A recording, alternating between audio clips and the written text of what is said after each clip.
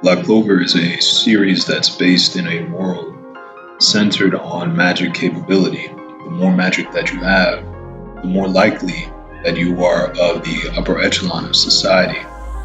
However, the story centers on protagonist Asta, who's born without magic. But despite this very prominent weakness, he plays up to his strengths, refining his physical abilities to the point where they are now indispensable to those around him. And in chapter 321, as they're facing off against their most powerful antagonist yet, one of the running gag characters throughout the story, Sekke, he contemplates a plan of action on how to get out of the battle.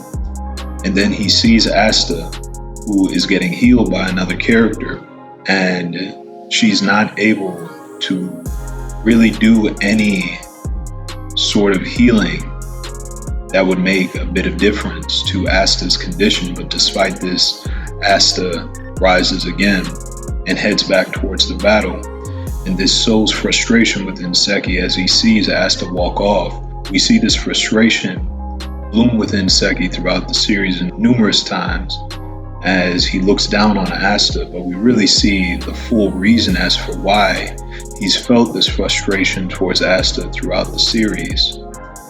As Sekke reflects on his past, where he saw himself as a big shot, claimed that he would be a big shot, and everyone around him believed that he would be a big shot.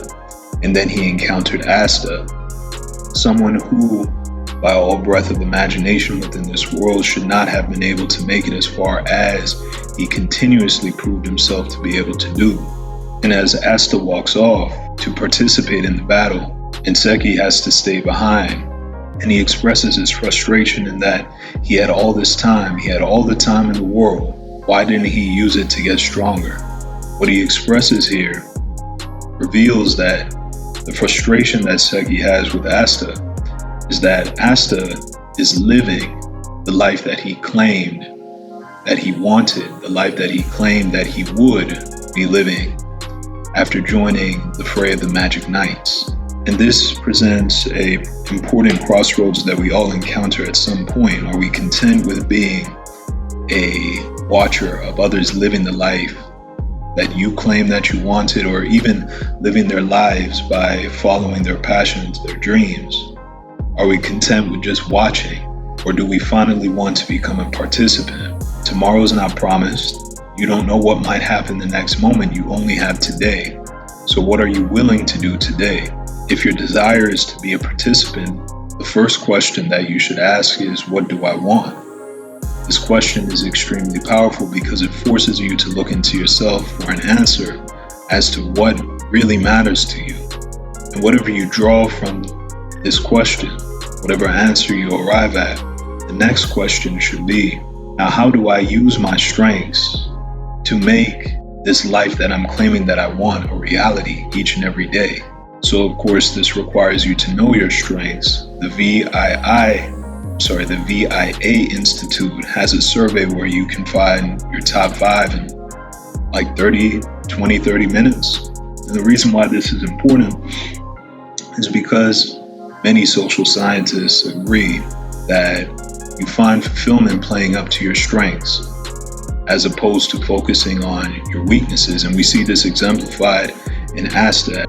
And you can use your strengths to identify what best aligns with your abilities that also moves the needle at least a tiny bit each and every day towards your answer to the question of what do I want? Because it's not enough to simply arrive at an answer to that question if you're striving to be a participant.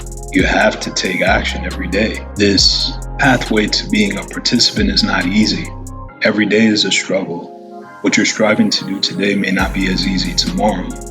So it's important to start small as you can. Make it laughably small is what Tiny Habits suggests. Meaning if you're striving to be a bodybuilder and you're 700 pounds overweight, don't think that you're about to drop 800 pounds tomorrow. No, instead start so laughably small that you can't fail. Start with a goal such as drinking just a cup of water each and every day.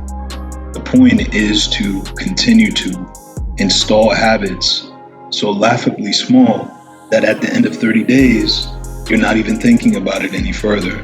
And then you can build on that habits now, as opposed to just drinking 1 cup of water. You can add a salad into the mix and keep going and going from there. But this takes a dedicated mind, and it will really prove to you whether you really want that thing that you claim that you want. Each day affords the question, do you want to be a viewer of those living their lives to the fullest, doing that which they said that they wanted, like Asta? Or are you content with remaining at the sidelines like Sekke, questioning why you didn't utilize the time that you had today? The choice is yours. And the question of why didn't you get stronger is answered by whether or not you decide to move on.